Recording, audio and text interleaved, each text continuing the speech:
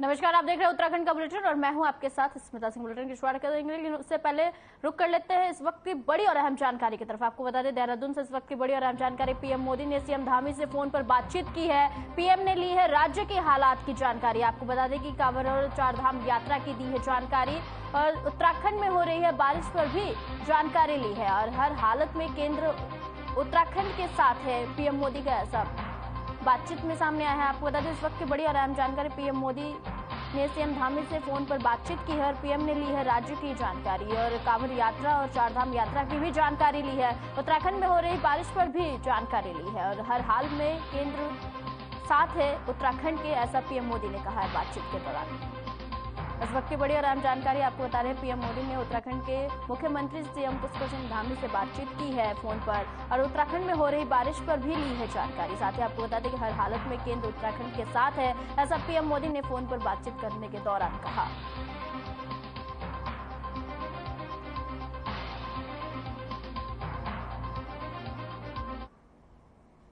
मुख्यमंत्री पुष्कर सिंह धामी हरिद्वार के 1 दिवसीय दौरे पर हैं, जहां मुख्यमंत्री ने कांवड़ मेले में शिव भक्तों का स्वागत किया। वहीं हर की पौड़ी में कांवड़ियों पर पुष्प वर्षा किया और मुख्यमंत्री के हरिद्वार दौरे को लेकर सुरक्षा के पुख्ता इंतजाम किए गए हैं और सुरक्षा और व्यवस्थाओं को लेकर चप्पे चप्पे पर पुलिस के जवान तैनात हैं।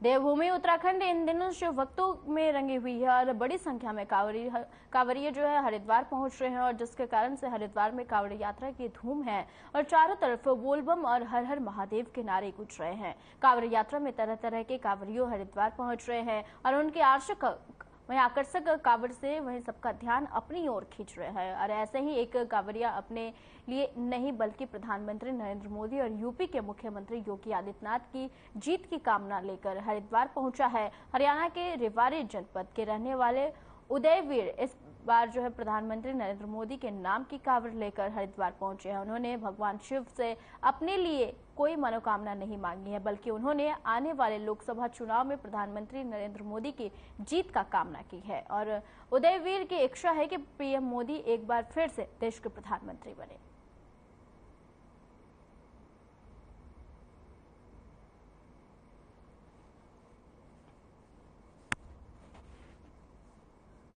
मैं तो जी ये चाहता हूँ कि हमारे मोदी जी तीसरी बार आए और मोदी जी के आने के बाद ना देश में बहुत ही अच्छा काम हुआ है। तो मैं मोदी जी का बहुत मतलब एक प्रकार की भगत ही लगा लो। मैं बहुत प्यार करता हूँ योगी मोदी से और मैं चाहता हूँ यही रहे। मोदी जी लेके जा रहा हूँ। 2018 में आया था, 19 मेरे कोरोना काल चल गया, फिर उसके बाद फिर मैं पिछली बार योगी की लेगा था, अब मोदी की लेगा हूँ। 2024 में मोदी जी प्रधानमंत्री बने और उसके बाद हमारे योगी जी बने।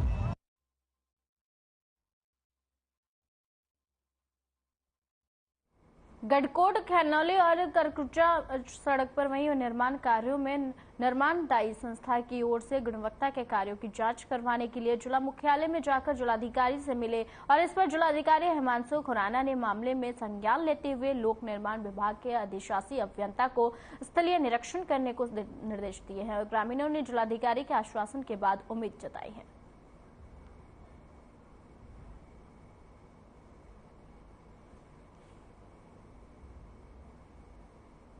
गढ़कोट वाली रोड पे भूस्खलन और जो दीवारें बनी हुई हैं विभाग द्वारा सारी टूट चुकी हैं। गौशालों के रास्ते, खेतों के रास्ते, पानी के स्रोत सारे क्षतिग्रस्त हो चुके हैं। इस विषय में हम माननीय जिलाधिकारी महोदय से मिले हुए और उन्होंने हमें आश्वासन दिया है। जिलाधिकारी महोदय जी ने कल उन्होंने भी जी को वो करा है, आदेश करा है कि कल वो निरीक्षण पे जाए वो और गाँव वालों से मिले और देखें मंगलवार को, कल मंगलवार।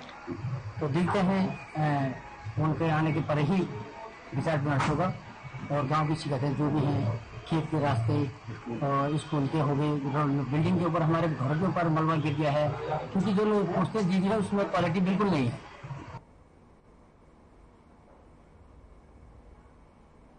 खबर जनपद चमोली के सीमांत क्षेत्र जोशीमठ के है, जहां लगातार हो रही बारिश की वजह से नदी नालों का जलस्तर इतना बढ़ गया है कि गांव को जोड़ने वाला पुल पानी के बहाव में बह गया है और जिससे कई गांवों का संपर्क टूट गया है और जिसकी वजह से गांव के लोगों को आवागमन में खासी परेशानी का सामना करना पड़ रहा है। फिलहाल प्रशासन इस मामले में पूरी नजर बनाए हुए है।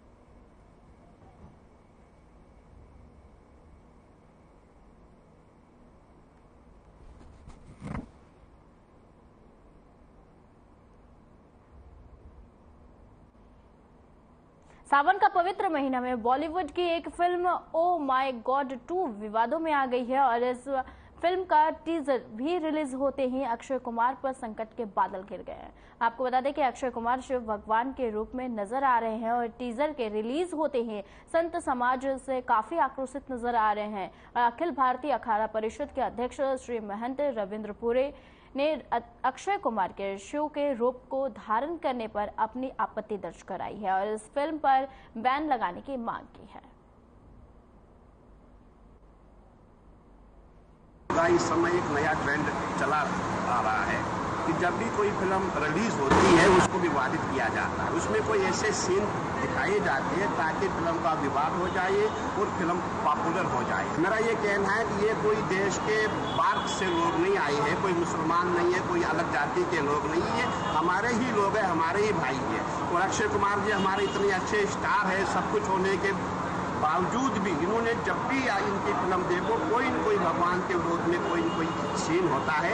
मेरा यही कहना है जिनको ऐसा कार्य नहीं करना चाहिए। और आप भगवान के विरोध में कितना पैसा कमा पाएंगे, मैं ये कहना चाहता हूँ। और ये पैसा जो है ये जल्दी से निकल जाता है।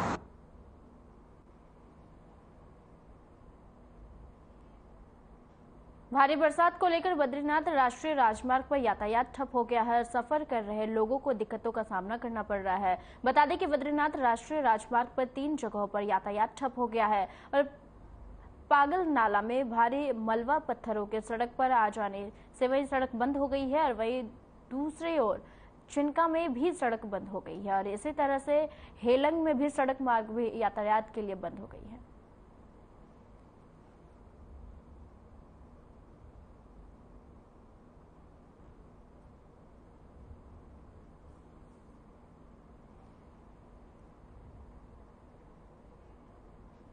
मुख्यमंत्री पुष्कर सिंह धामी ने सोमवार देर रात देहरादून सचिवालय पहुंचकर आपदा कंट्रोल रूम का औचक निरीक्षण किया और लगातार हो रही बारिश का भी जायजा लिया। सीएम पुष्कर सिंह धामी ने आपदा काल के दौरान लापरवाही बरतने वाले अधिकारियों को सख्त रूप से अपनाते हुए कहा कि किसी भी तरीके से लापरवाही को बरता नहीं जाएगा और सीएम ने यह भी कहा कि सभी अधिकारी 24 घंटे एक्टिव मोड में रहें और मुख्यमंत्री पुष्कर सिंह धामी ने कहा कि आपदा की दृष्टि से संवेदनशील जनपदों में खासतौर पर सावधानियां सुनिश्चित करने के लिए निर्देश जारी किए जाए और साथ ही उन जनपदों की लगातार मॉनिटरिंग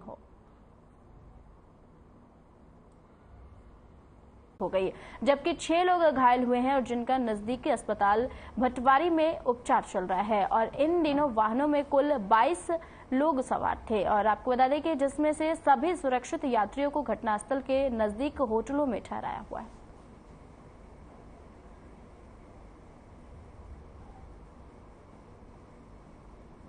शाम को यहाँ पर दुर्घटना हुई है गंगानी में, उसमें कुल 3 वाहन क्षतिग्रस्त हुए हैं भारी बारिश और ऊपर से मलबा आने से, पत्थर से आने से। इसमें एक टेम्पो ट्रेवलर है, एक टवेरा गाड़ी और एक स्विफ्ट डिजायर है। मौके पर जो अभी रेस्क्यू चल रहा है और जो जांच हुई है उसमें 4 लोग मृत पाए गए हैं, जिसमें एक महिला है और टोटल 7 लोग घायल हुए हैं, जिनमें से 2 गंभीर है और 5 साधारण घायल हैं। घायलों को सभी को जिला अस्पताल के लिए यहाँ से एम्बुलेंस के माध्यम से भेज दिया गया है और जो डेड बॉडी है उसमें से हमने 3 रिकवर कर ली है, एक अभी रिकवर कर रहे हैं। वहाँ पे लगातार पत्थर गिर रहे हैं और यहाँ पे SDRF, पुलिस, आपदा प्रबंधन, राजस्व विभाग सभी अधिकारी और कर्मचारी मौजूद है।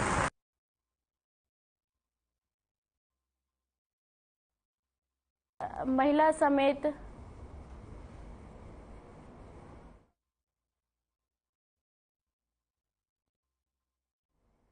आपको बता दें खबर उत्तरकाशी से, जहां वाहन पर चट्टानी मलबा गिरने से मौत हो गई है। साथ ही आपको बता दें कि महिला समेत 4 तीर्थयात्रियों की मौत हुई है। और आपको बता दें कि गंगोत्री हाईवे पर तीर्थ यात्रियों से हादसा हुआ है और इस वक्त आपको उत्तरकाशी से खबर बता रही है, जो कि वाहन पर चट्टानी मलबा गिरने से यह हादसा हुआ है और महिला समेत 4 तीर्थ यात्रियों की मौत हुई है इस हादसे में। आपको बता दें कि गंगोत्री हाईवे पर तीर्थ यात्रियों से यह हादसा हुआ है।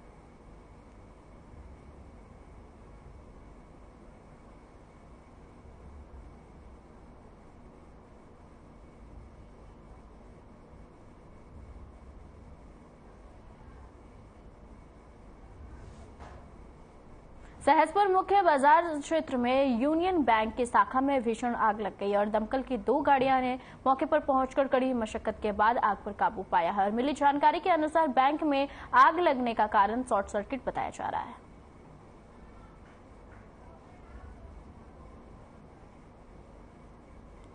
आपको बता दें खबर विकासनगर से है, जहां पर बैंक में यह भीषण आग लग गई और जिसके बाद आपको बता दें कि शॉर्ट सर्किट वजह बताई जा रही है आग लगने के कारण।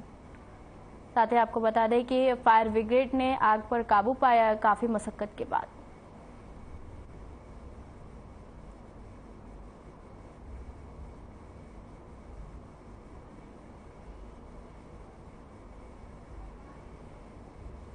भारतीय सर समाज महासंघ द्वारा एक प्रेस वार्ता की गई, जिसमें महासंघ के राष्ट्रीय अध्यक्ष राजकुमार वालिया ने बताया कि हमारी संस्था के एक सोशल वर्कर हैं जो कि और गरीब लोगों के लिए कार्य करते हैं और इसके साथ ही निर्धन महिलाओं को आत्मनिर्भर बनाने में भी सहयोग करते हैं।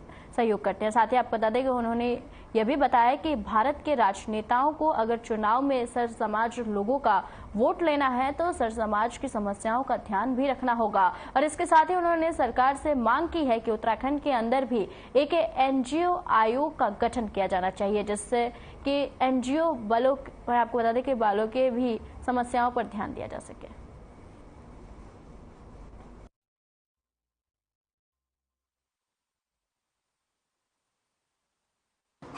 हमारे जो सदस्यगण हैं, जैसे मैंने कहा कि 3 लाख मेंबर हैं, कुछ तो हमारा वो सहयोग करते हैं, कुछ जो भारत का नियम है कि कोई भी कंपनी हो, कोई भी संस्थान हो, उसको अपनी कमाई का 2% सामाजिक कामों में खर्च करना, ये भारत के नॉर्म्स हैं।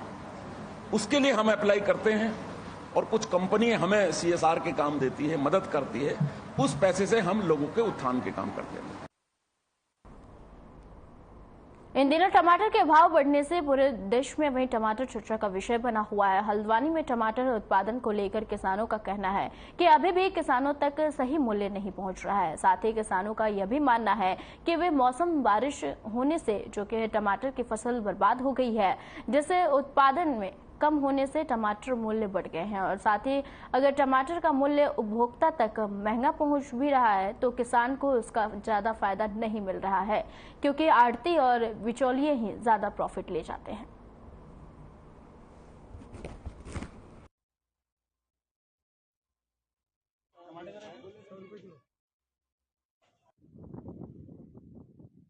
हमें कुछ मिल नहीं पाता है, आड़ती का होता पूरा ही पड़ता है, हम लोग को होता नहीं कि मैं इस टाइम में महंगा टमाटर है, हम खा नहीं सकते हैं और हमें बस कुछ नहीं रहा, किसान बेमौत मर रहा है और हमें मिल नहीं पा रहा है और हमें जब हमारी टमाटर चलते हैं तो 2 रुपये 3 रुपये किलो के बिकते हैं, हमें कोई उसमें हमारे को मिल नहीं पाता, हम तो बेमौती मारे जा रहे हैं। बेमौसमी बारिश के वजह से थोड़ा टमाटर की फसल को नुकसान तो हुआ ही है, कहीं पर जो उत्पादन हो रहा था वो भी खत्म हुआ है, तो इसकी वजह से थोड़ा महंगाई है टमाटरों में। जो टमाटर पहाड़ों को होता था वो बारिश की वजह से खराब हो चुका है, इसकी वजह से थोड़ा महंगा है टमाटर। इससे 1 महीना पहले जो पूरे देश भर में बेमौसमी बारिश हुई थी, उसकी वजह से हमारे किसानों का जो तैयार टमाटर था नष्ट हो गया था और वही एक सबसे बड़ा कारण रहा कि जो इस समय टमाटर महंगा हो गया। दूसरी बात यह है कि यदि टमाटर बहुत महंगा हो गया है तो मैं कहीं न कहीं इसे उन लाखों किसानों के नुकसान के बजाय अगर कुछ किसानों को इसका लाभ मिल रहा तो मैं इसे सकारात्मक दृष्टि से देखता हूँ। अभी तो 150 रुपए किलो 120 रुपए किलो टमाटर हो रहा है, इसमें हमको क्या फायदा है ना। अब अभी तो इतना हो रहा है, हम टमाटर लगाते हैं हम तो खाली पीट जाते हैं। 1000 रुपए 1200 पैकेट आता है, वैसे खाद है, वैसे जुताई है, सब दवाई है। फिर हमारा क्या होता है, हमारा क्या जाता है वो 5 रुपए किलो, तो उसमें तो सारा या आरती बिचौलिया ही खा जाते हैं ना, उसमें हमको क्या फायदा, हम तो खाली खाली पीट गए।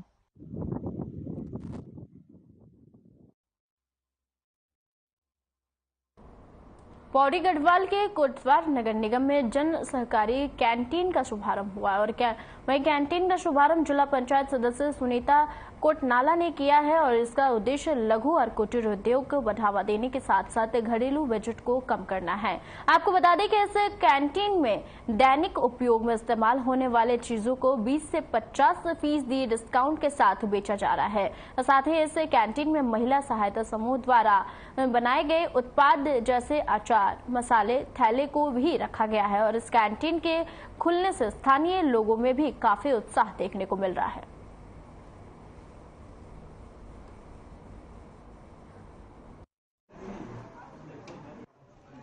कोटद्वार में पहली बार एक ऐसी कैंटीन खोली है जहां पर हमारे स्वयं सहायता समूह की समस्त महिलाओं ने जो जो प्रोडक्ट्स अपने स्वयं सहायता समूह में बनाए हैं वो यहाँ पर अपने चीज़ें लगाई है, जिसमें हम लोग भी यहाँ पर आके उन सामान का ले रहे हैं। और आप सभी जनता से मेरी एक निवेदन है कि यहाँ पर आके इसमें कई चीज़ें ऐसी है जो हमारे घरेलू चीज़ें, जैसे उसमें साबुन है, फिनाइल है, जो इन्होंने खुद अपने स्वयं सहायता समूह के माध्यम से बनाया है। जन सहकारी कैंटीन प्राइड मॉल तड़ियाल चौक में खुली है, आज ही इसका उद्घाटन हुआ है और इसमें मैंने जो सामान देखा हो अच्छा लगा मुझे।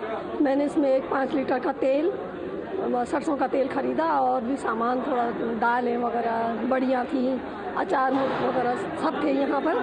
अब ये मैंने ये देखा कि बाजार के भाव से सही दाम पे यहाँ पर हमें सामान मिला है।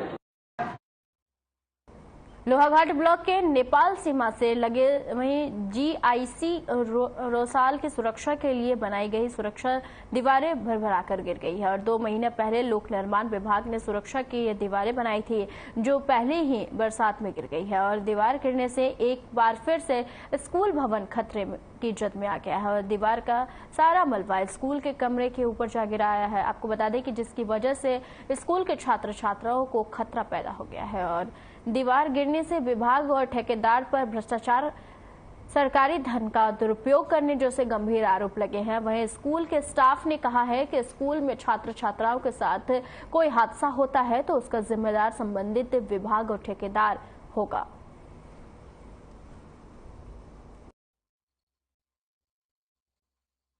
राजकीय इंटर कॉलेज रोसाल में जो अभी 2-3 माह पूर्व जो है एक प्रांगण की दीवार 6-7 लाख रुपए की लागत से बनाई गई थी, वह पूरी तरह 2 दिन की बरसात में पूरी तरह ढह गई है।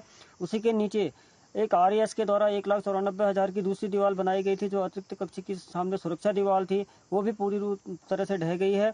और उसी के ऊपर जो लोक निर्माण विभाग की रोड है उसमें जो दीवार बनाई गई थी वो भी 1-1.5 महीने पहले बनाई गई है और वह भी पूरी तरह ढह के प्रधानाचार्य और कक्षा कक्ष के पीछे आ गई है, जिससे बच्चों को खतरा बना हुआ है।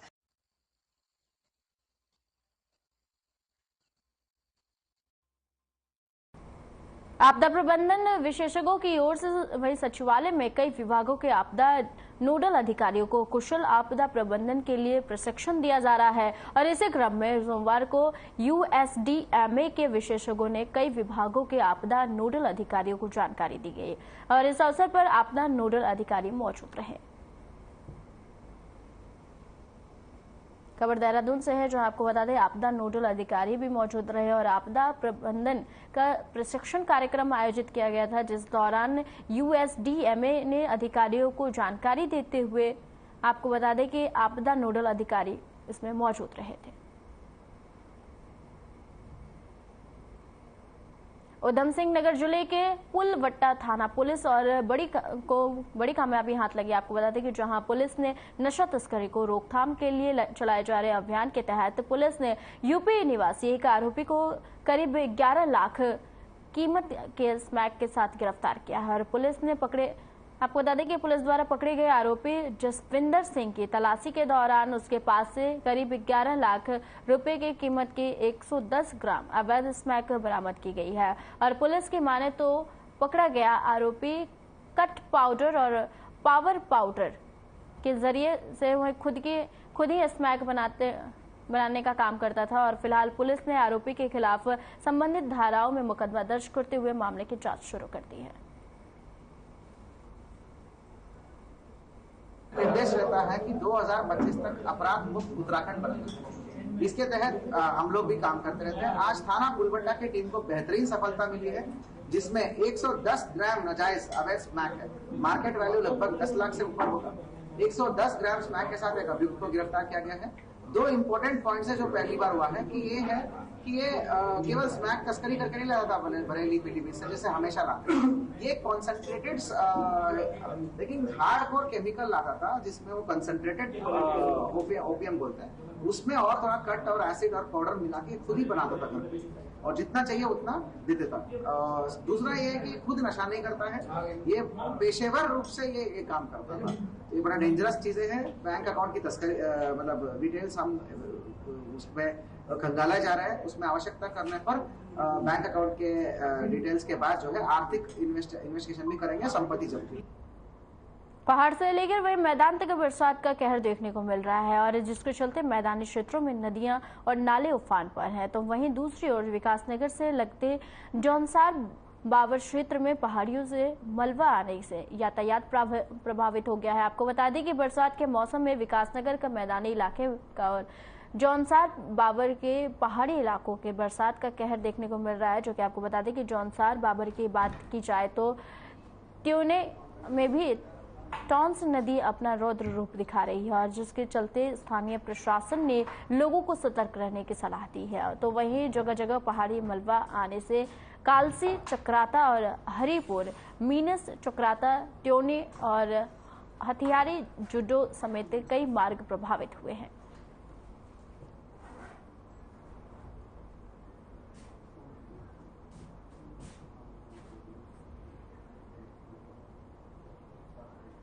पहाड़ों में लगातार वही जारी मूसलाधार बारिश के चलते यमुना नदी में आने वाले सिल्ट और गाद की मात्रा काफी बढ़ गई है, जिस कारण से छिब्रो और कोदरे, ढालीपुर, ढकरानी और कुल्हाल में विद्युत उत्पादन में आपको बता दें कि असर पड़ रहा है। और विभागीय सूत्रों की माने तो वर्तमान में डाक पत्थर बैराज डैम का वाटर लेवल 92 मीटर तक पहुंच गया है। आपको बता दें कि जिसका डेंजर लेवल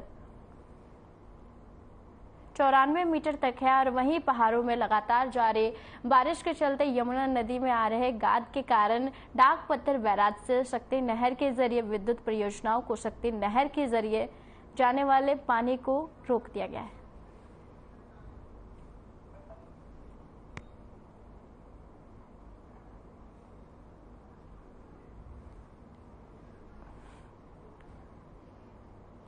उत्तराखंड के बुलेटिन में फिलहाल के लिए इतना ही। मुझे दीजिए इजाजत। नमस्कार।